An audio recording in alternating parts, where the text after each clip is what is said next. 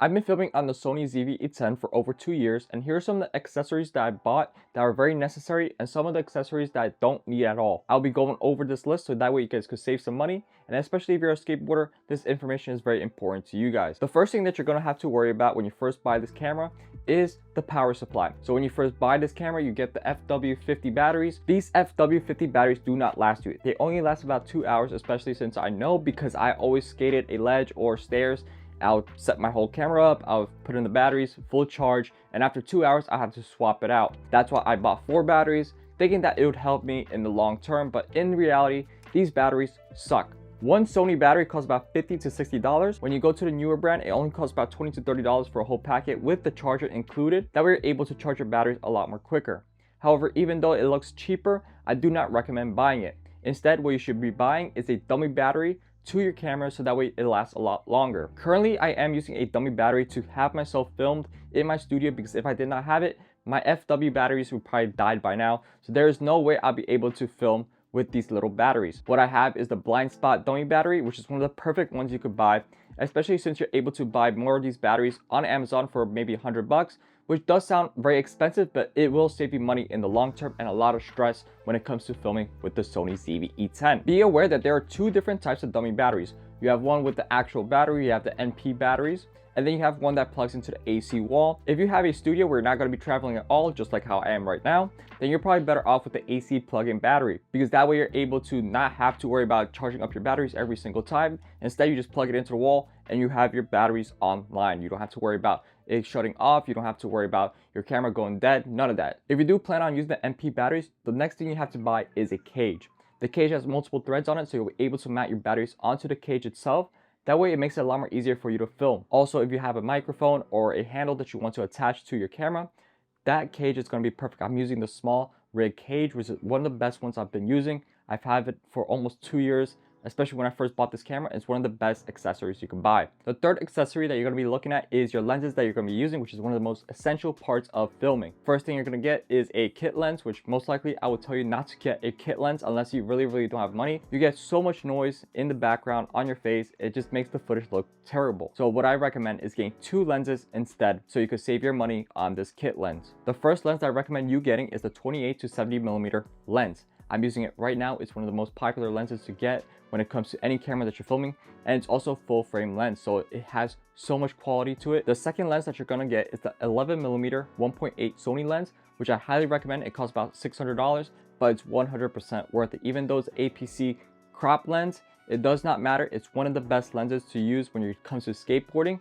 and especially if you have the Sony ZV-E10, you have a crop factor on the 4K 30 frames per second. So this 11mm, if you want a little bit more deeper in, you could use 4K 30 frames per second to make it into a 16mm lens. That's all you need when it comes to filming with the Sony ZV-E10, whether it's vlogs, skateboarding, whatever you want to use, those 2 lenses is all you need. The next necessary item that you're going to look at is a tripod, because when it comes to tripods, everyone's got them. But there are different types of tripods and you have to find the one that's perfect for you. If you're filming in a studio, then maybe you don't want a tripod that's $100. Maybe you just want a $50 tripod like I am right now. Or you could use the KF Concept entire tripod, which costs about $40, which I've been using all this time, and it's one of the best tripods I have so far. When it comes to tripods, the most important part of a tripod is the ball head. That way you're able to adjust it as quick as possible, so you don't have to worry about adjusting your legs, adjusting your head, whatever it may be. You just quickly adjust it, get yourself set up, and start filming skateboarding. That's the most important part, so that way you're able to save a lot of time and a lot of money than having to spend $200 on a tripod. Amazon does sell tripods for $20, but I do not recommend those because they break really easily. I know, because I had like 3 of them and I broke all of them, and they don't go up to the same height as you need. I have a 72-inch tripod, which is perfect for my height because I'm 5'8", so that way I'm able to keep my head up above the camera itself. That way you're able to keep eye contact with me. The next item that you're going to look at is a microphone, because everybody has a microphone. There are 2 types of microphones that you have to buy. The first one that I highly recommend is a lavalier mic, because you're able to capture dialogue a lot more quicker and a lot more easier than having to do with a shotgun mic. The second one that you're going to be looking at is a shotgun mic. You definitely want to have a shotgun mic capturing the sounds of skateboarding than other people yelling around. This lavalier mic, this is the Hollyland M1.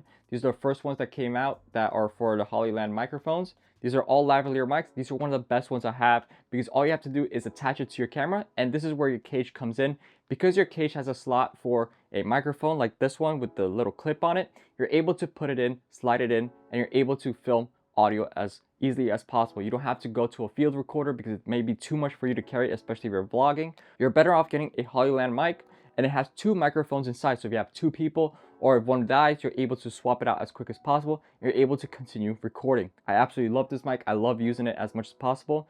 They also have a Rode mic, which I'm using right now, which I'm filming in a studio with a field recorder attached to it, but I do not need a field recorder. That might be something you want to buy later on, but right now all you have to do is buy a lavalier mic that's wireless, connect it to your camera, and film as much as possible. On top of that, it's filmed directly to your footage, so that way you don't have to sync up the audio, you don't have to do all this crazy stuff if you have a whole bunch of vlogging that you're going to be doing outside. I'll put this link in the description below. I highly recommend getting it because it's so awesome to have the Hollyland Mark 1s. These have been a lifesaver for me, and I've used it in my studio.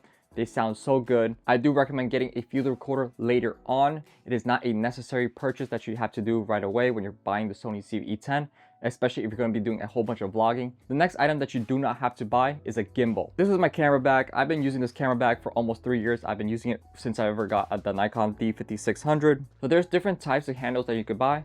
One is the ARRI. This one that I have in my camera bag is a newer handle that I attach to my camera right over there. This handle is perfect, especially if you're trying to film skateboarding. This handle helps you capture everything, especially gives you perfect control, and it has 2 slots for the hot shoe microphone, and it's very light. You do not have to buy a whole gimbal. Having to set up a whole gimbal and then having to follow someone on a skateboard and all this stuff, it just goes crazy. I tried it before. This is the gimbal that I've been not using at all, which this is why I don't recommend buying it because it's such a waste of money. This is the DJI's Ronin SC, which is about $200. I don't use that at all because, again, I'm a filming skateboarder. I don't need to use this gimbal for any type of skateboarding tricks because it just makes it so much harder to follow a skateboarder because skateboarding is such a fast sport. That way, I just use a handle. It gives me more control. Like I said, just buy the handle. Don't buy a whole gimbal. The last item on this list is if you're trying to use the Sony ZV-E10 as your webcam. That way you're able to stream directly to YouTube, Twitch, Discord, whatever it may be, whatever platform you want to use. You could use this camera to stream because a lot of people recommend it for its settings. However, if you plan on streaming with the Sony ZV-E10, there's one accessory you have to buy which costs $100, and that is the Elgato USB streaming. It supports 4K 30 frames per second and supports the settings from the Sony ZV-E10. If you're trying to stream in HD or 4K, you have to use the micro HDMI port on the Sony ZV-E10. If you use the USB-C, it's only going to stream in 720. So it's a huge quality difference when it comes to those 2 settings. When it comes to micro HDMIs on cameras, they break very easily. So what I recommend doing is if you're using the Elgato streaming USB, just plug it in, keep it plugged in, and don't move it at all because that's how you're going to break your USB HDMI port. That's why if you are using the Elgato streaming USB, just keep it plugged in so that way you don't have to worry about breaking it later on. Just keep it plugged in, don't do anything, don't move it, don't touch it, just leave it as it is, and that's it. Or if you are very careful, then make sure you plug it in carefully and take it out carefully. Don't just yank it out because that's how it's gonna break much more easily. I hope you guys enjoyed this video and saved some money because some of the accessories that I mentioned in here, I bought myself and don't use at all. So I hope you guys don't make the same mistake as I do. And if you guys do end up buying anything, please check out the links in the description below so you guys could check it out directly. So you guys don't have to be looking for similar products that I have currently. I hope you guys subscribe to the channel, and I'll see you guys for the next one. Peace out, y'all.